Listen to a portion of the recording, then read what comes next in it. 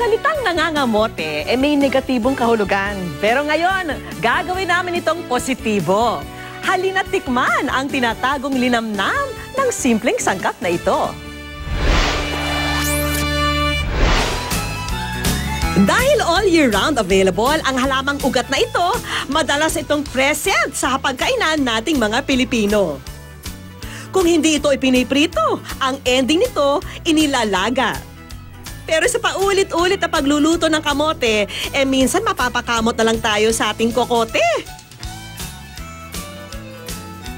Pero mga mami, hindi kailangang humugot pa sa lupa ng mga recipe na pwedeng pagbidahan ng kamote.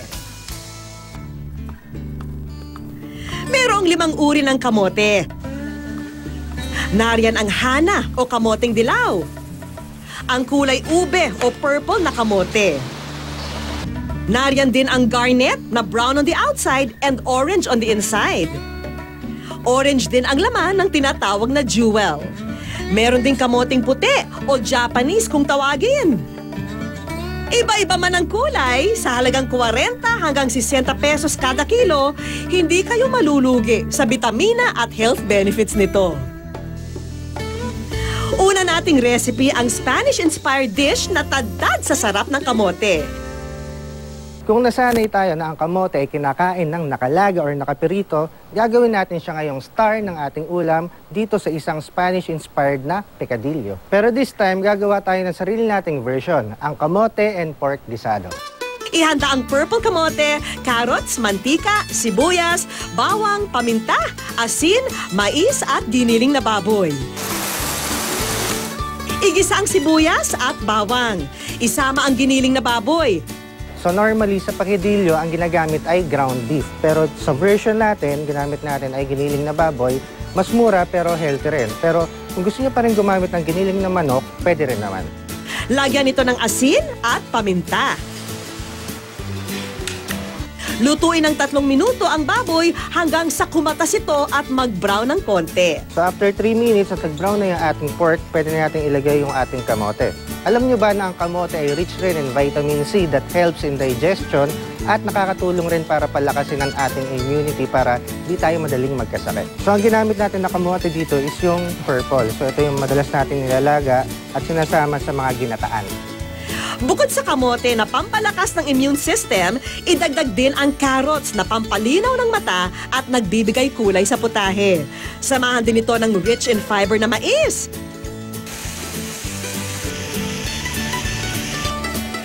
Lutuin pa ng 2 minuto para lumambot ang mga gulay. Sa konting gisa-gisa, meron na kayong ulam na kamote and pork gisado. Sa kulay pa lang, nakakatakam na. Magaan pa ito sa bulsa. For 130 pesos, pwede na itong maging ulam ng 3 hanggang 4 na tao. Bagay na bagay rin ang kamote sa baka, lalo na kung malambot at masarsa ito. Introducing ang sweet potato beef stew. Sosyal lang pakinggan pero yakang-yaka ang ingredients. Ihanda ang mantika, paminta, asin, bawang, harina, sibuyas, kamoteng dilaw, carrots at baka. Timplahan ng beef ng asin at paminta. Balutan ng harina ang karne para mag-brown ito pag pinrito. 1 minuto lang kada side lutuin ang rich in iron na beef. Idagdag ang bawang at sibuyas. So yung stock na nilagay natin ay pwedeng chicken stock, mga pinagpakuluan ng mga buto ng manok, or pwede rin naman vegetable stock, mga pinagbalatan ng sibuyas or carrots. Yan, kailangan natin takpan, then hintayin natin siya lumambot for around 1.5 to 2 hours. Patience is a virtue, mga mami! Matapos ang pagpapakulo, ilagay ang kamoteng dilaw. Siksik ito sa potassium na good for the heart. Samahan ng carrots. Palambutin ang mga gulay for 8 to 10 minutes. At ready to eat na ang ating sweet potato beef stew. Sa lambot at sarap ng mga sangkap nito, tiyak mabilis tong mauubos. For 195 pesos, may ulam na ang pamilyang may 4 hanggang 5 miyembro. Kung sabaw na kayo sa kaiisip ng bagong kamote recipe, subukan itong sinabawang kamote, ang kamote and kangkong soup.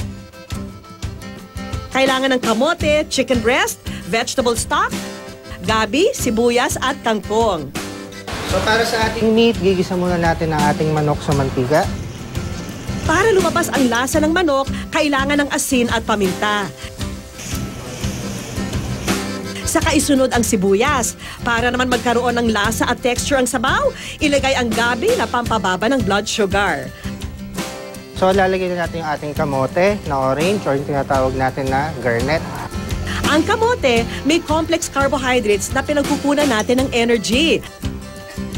Dagdagan ng 2 cup ng tubig para maging masabaw-sabaw at para lumambot ang mga gulay.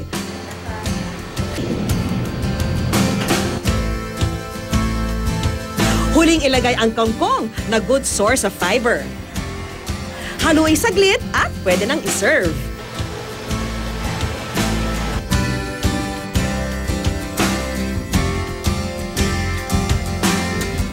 Basta't gusto nyo ng mainit na higupin, eto na ang inyong ihain.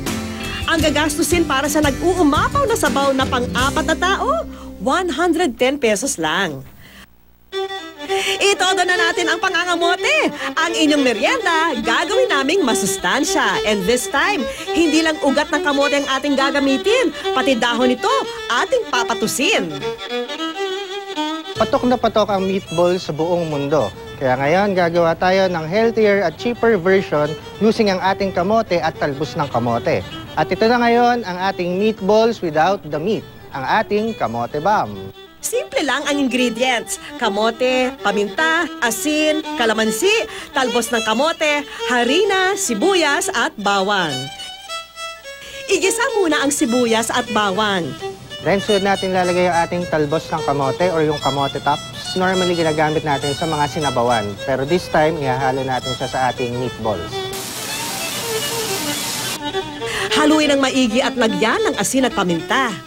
Then lalagyan natin siya ng konting kalamansi or lemon para may konting acid yung ating meatballs.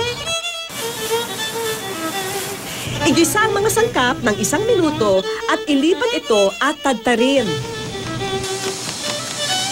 Meron na tayo ditong pinakuluan at minash na kamoteng dilaw. Haluin ng maigi ang gisadong sangkap sa kamoteng dilaw at pwede na tong bilugin.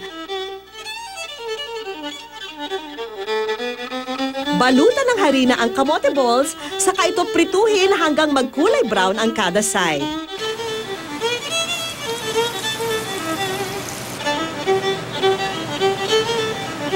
Samahan ito ng mayonnaise at siguradong sasabog ang sarap sa bawat subo. 3 to 4 persons na ang mabubusog for 65 pesos. Madalas mang maging punchline ang kamote, hindi biro ang pagkain ito. Masustansya, mura, at ngayon alam na natin pwede rin pala itong iulam. Kaya tuwing makakakita kayo ng kamote, hindi na kayo mangangamote sa pag-iisip ng mga putahe.